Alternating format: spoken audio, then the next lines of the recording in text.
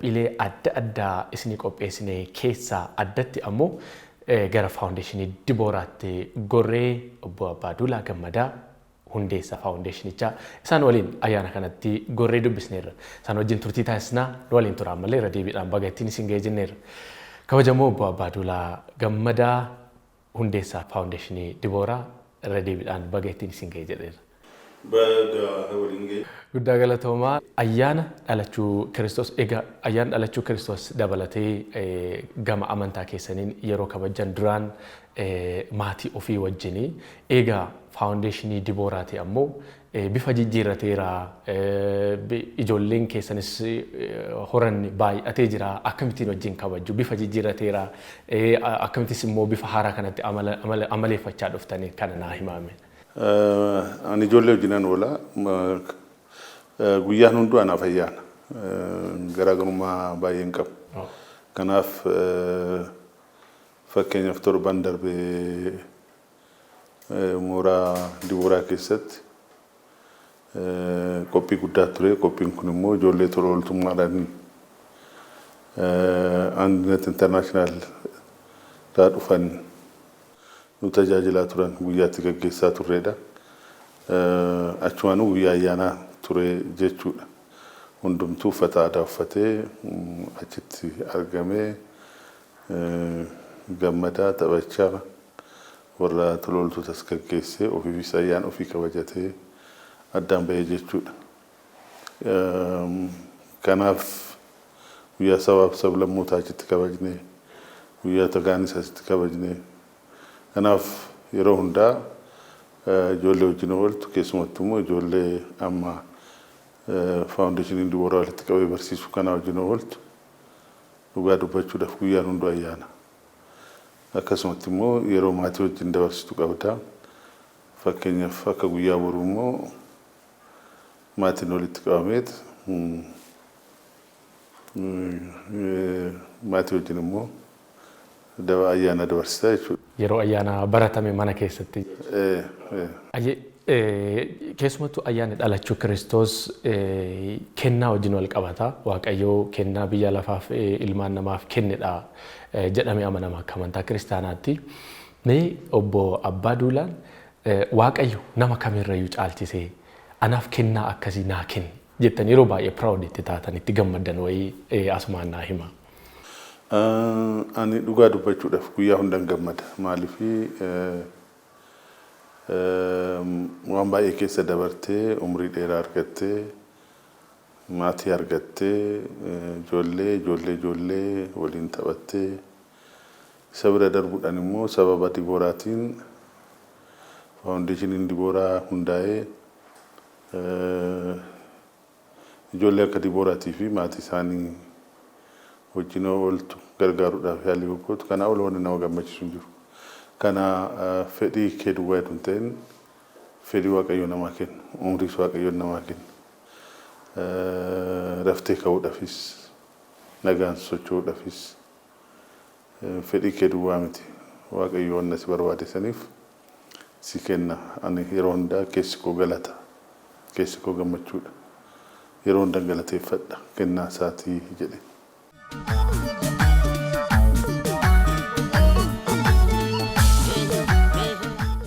Faawundeeshinii Dibooraadhaan alatti obbo Abbaaduulaa keessumattuu yeroo bulchiinsa naannoo Oromiyaa hojiiwwan baay'ee dinqisiifatamanii fi dhalootaaf hafan keessaa inni guddaan waldaa misooma Oromiyaa akkasumas immoo barattoota har'a addunyaatti yuunivarsiitiiwwan gurguddaatti argaa jiru isaan kana hundeessuu keessanidha. Inni kun kallattiidhaan obbo Abbaaduulaa wajjin wal qabata. Mee asumaan waa'ee kanaa naa kaasaa har'a faawundeeshinii Dibooraa guddina ijoolleewwan keessattuu xiyyeeffannaa dhaban irratti xiyyeeffataniitu duraan ammoo isa kana barattoota qabxii gaarii argatan gara Oromiyaadhaaf hegeree Oromiyaaf qopheessuutti isa kana kan hundeessitanii waluma qabatee dhufa amalli isaa. Mee dhaloota irratti ejjennoon isin qabdan fedhiin isin qabdan asuma keessaa naa himame. Gaariidha. Waldaa misooma Oromiyaa waggaa 30 dura hundaa'u namoota guguddaa Oromoon qabdutu walitti qabamee waldaan kun nu barbaachisa. bakka mootummaan hin geenye humna ga'u tokko ijaaru jedhamee hundaa'e tan akka tan darban pireezidaantii Girmaa tan akka ambaasaadar Girmaa Birruu, Sofiyaan Ahmed, Dr. Xilaahuun Dubbaalee Jaallee maal Dr. Muhammad warroota guddaa tan amma jiranis tan hin jirres baay'een abbootiin gadaa haati siinqee walitti qabamanii Adaama irratti kana nu barbaachisatan jedha. Waldaan kun yeroo dheeraa deemee jira, waan baay'ee hojjetee jira. San booda anis akka gaggeessaa boordiitiin yaa'iidhaan filatamee gaggeessuu jalqabee tanuma isaan tanoo ture san fufsiisuu jechuudha. Sanin dura Dr. Mulaatu fa'aatu gaggeessaa ture. Akkas jechaati dhufe. Mana barnoota addaa dhaloota irratti hojjechuu tan jedhu kana tan yaadni duraan Asallaa irratti 86-87 hundeessuudhaaf yaalii goonee turre. Nun taanee Zawaa irrattis yaalii goonee jirra. San booda nun taanee san booda ergananii Oromiyaa irraa gara Afaayitti deemee yuunivarsiitii irraa abbootii qabeenyaa irraa string komitee ijaarree mana barnootaa kanaa ijaarru. Isarratti xiyyeeffannoo jennee mari'annee hojjennee amma waggaa 10 darbee jira jechuudha erga hundaa'e. Waggaa 10 kana keessatti yeroo 8 qormaata qorachiisee jira. 8 kana keessattuu 100% dabarsee dhugaa dubbachuudhaaf barattoonni achi dhufan naamusaan baay'ee cimoodha. Yaalii guddaa godhu halkanii guyyaa qoratu baratu. Barsiistonni barsiisaa duwwaa itti tan dubbattu mitaadhaaf abbaa itti fudhachuu dandeessa. Warra achitti nyaata qopheessu warri qulqulleessu hundumtuu ijoollee kana akka haadhaaf abbaatitti kunuunsaa ture. Kun hundi walitti dabalameeti. Gaggeessitoonni waldaa misoomatis kana biraa hedduun addaan incitiin halkanii guyyaa hojjechaa turani. Kun hundi waan walitti dabalameef manneen barnootaa kun moodeelii gaarii ta'an jechuudha. Har'a addunyaa irratti ijoollee baay'ee qabna. Barnoota isaanii taffixan bakka gaggaarii hojjechaatii jiru. Hunda wal immoo moodeelii gaarii ta'anii jiru jechuudha. Isarraa ka'uudhaan mootummaan naannoo Oromiyaatis baay'ee dinqisiifadhaa Obbo Shimallis Abdiisaa mana barnootaa bultii 7 akka haaraatti ijaaruudhaaf jalqabamee jira. Akkasumas immoo manni bultee dunteen garuu xiqqoo garaagarummaa tan qabu 60 immoo Oromiyaa keessa hin jira jechuudha. Ta'u waldaan misoomaa Oromiyaa gargaaru. Kuni dhaloota boruu ijaaruu irratti gahee guddaa qaba. Akkuma beekamu amma Finfinnee dur dinqisiifachaatii turre. Amma misoomni koriidarii erga dhufee immoo as keessa turre jennee yaalaa jirra. Tan darbee sun diigamee akka haaraatti hojjetamaa jira. Dhaloota akkasitti diigdeen ijaartu. Dhaloota jalqabarraa kaasteet ijaaraa deemta. Dhaloonni har'aa irratti hojjetamu boru biyya kanaaf utubaadha. Biyyi kun akka cimtee deemtu, akka guddattee deemtu, akka fuulduratti deemtu dhaloota irratti bal'inaan hojjechuun barbaachisa. Ani Oromiyaa hon tures saniin duras san boodas kanatti anamana.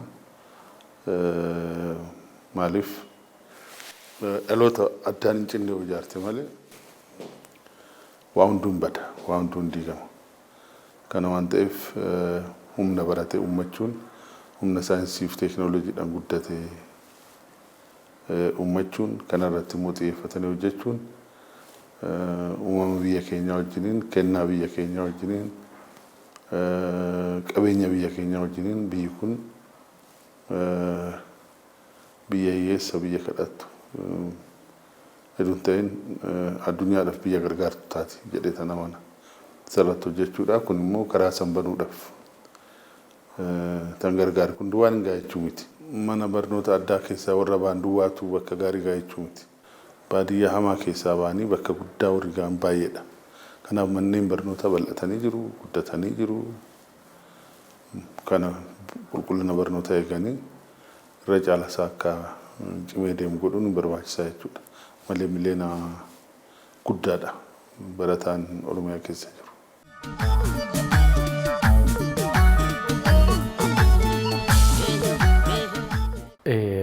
Afgaaffii yeroo ayyaanaatti gochaa jirra kabajamoo Obbo Abbaaduulaa.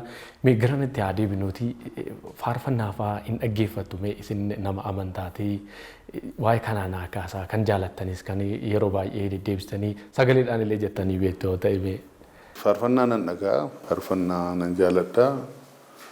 Garuu ofii kootiif sagalee yaaltanii hin beektanii? Kaasee faarfadhee hin beeku. Faarfannaa ergaa isaa wajjinan jaalladha. Amma kana hidhee addaan si baasuu hin danda'u. Mee Dibooraa eega hundeessitanii Projektiin as gahuu qaba jettanii Dibooraa keessatti yaaddan hammamtu isin affeeraa hammam deemeera progressiinsaa? Tayyaan guddaadha. Amma talaga xaafurratti hojjechaati jiru hin jirra. Kindergarten fidnee itti barsiisaa jirra. Vocational maal jennee immoo high school dhaaf ta'uu nannoo goone ijoollee umriin isaanii ol kaka'an ittiin barsiisaa jirra. Elementary akkanumaan elementary bakka biraa jiru hedduun ta'in ijoollee akkana karaa saayinsawaa ta'een barsiisuudhaaf akka nama gargaaru laaboraatoorii baay'ee qaba. Inni xiqqoo hir'ina maallaqaatiin dhumnee dhumaa jennee yaadna. Kanaan alatti pediatrics clinic fixaatti jirra. Amma yeroo gabaabaa keessatti hojiin jalqaba. Isas suutannee gara hospitaalatti guddisna. Garuu hojiin achitti hojjetamu kana duwwaa miti. Kana duwwaa hedduun ta'in ijoolleen kun akka paaraolimpikii achitti akka jalqabu istaadiyoomii gaariitu hojjetamaa jira. Basketball ground tennis maal kun hojjetamanii jiru. Giddugalli kun giddugala qorannaattis akka ta'u barbaanna. Ijoollee kana barsiisuu duwwaa hedduun ta'in ijoollee kana warra barsiisuu danda'anis bakka itti leenjisnu akka ta'u barbaanna. Kana bira dabarree mul'anni nu qabnu hin jira. Asitti kana godhuudhaan ijoollee kana gargaarree fidnee jechuu miti. Bahuu qabnaas keessaa damoolee adda addaa hundeeffachuu qabna. Harar deemuu qabna, Jimma deemuu qabna, Hawaasaa deemuu qabna, Bahar Daar deemuu qabna, Maqalee deemuu qabna. Bakka baay'eetti hojjechuu qabna. Kanaaf namni fedhiin bal'aadha, fedhiin guddaadha. Waa lama ta'uu karaa tokkoon biraancha waaqtu goona. Karaa biraatiin immoo manneen barnootaa mootummaatis ta'e tan dhuunfaa fudhachuu fi ijoollee kana gargaaruu akka danda'u leenjisuu barbaanna. Bal'inaan barnoota asitti hin kennamne haalli itti kennamuu danda'u uummachuu barbaanna. Kun mul'ata keenya waaqayyoon nu gargaaraa hojiirra oolchina jechuudha. Guddaa galatoomaa xumura irratti itti baga ittiin isin ga'e jechuu kan feetan ayyaana dhalachuu Kiristoos yookaan ayyaana qillee. Uummata Oromoo, uummata Itoophiyaa hundumaan baga ayyaana qilleetiin geessanii jedhee tanan hundumaaf ergaa godha barsa. Dibooraa Foundationiin hundaa'ee hojii amma hojjechaa jiru kan akka hojjennu gargaarsi guddaan hawaasa keessa waan jiruuf wal gargaarree waan baay'ee hojjenna. Akkuma guyyaa kana waaqayyo ilma isaa dabarsee tan kenne ebaluuf hedduun ta'in ilmaan namaa hundaaf karaa jireenyaa karaa dhugaa itti agarsiisuuf rakkoo darbe keessaa baasuuf erga waaqayyo guyyaa kana kennaa kanaa nu kenneen immoo kennaa olii kennine warra rakkatan gargaarutu nurra jiraate tanama waldaan misoomaa fi barnootnis manni barnoota addaa akkas danda'e dhugaa dubbachuudhaaf uummanni Oromoo ofii beela'aatii xaafin eduunafiin fe'ee ijoollee kanaaf waan kenne gargaarsa guddaa waan godheef malee maallaqni faranjii waan dhufeef miti. Kana waan ta'eef kun amala ta'uu qabaa itti fufuu qabnaa wal gargaaruu qabnaa guyyaa kana irra geenye ayyaana kana kabajnus wanni guddaan kennaa waaqayyo nuu kennee jira nu amma qabnu kennu qabnaadha. Ulfaadhaa galatooma sinis baga geessa. Guddaa galatoomaa ulfaadhaa baga geessan irra deebiidhaan kabajamtoota daawwattoota keenya kabajamoo obbo Abbaa Duulaa Gammadaa hundeessaa faawundeeshinii Dibooraa egaa Rabbi waaqayyo addunyaa irratti bulchiinsaafis kennaa nama hin kennaa akkasumas dhalootaafis immoo nama kennaa hin kennaa kanaaf nama dhalootaati dhaloota kaleessa barnoota irratti jabaate kan jabeessuu waan hundeessaniin dabalataan immoo dhaloota gara moggaatti baheedhaaf ammoo faawundeeshinii addaa hundeessanii bifa kanaan gaggeessaa kan jiran kennaa dhalootaa kan ta'an kabajamoo obbo Abbaa Duulaa Gammadaa wajjin turtiin ayyaana sababeeffachuun taasifne kana fakkaata ture. ITV Afaan Oromoo filattanii waan daawwattaniif guddisnee isin galatooffanna turtiin keenya kana fakkaata ture nagaatti.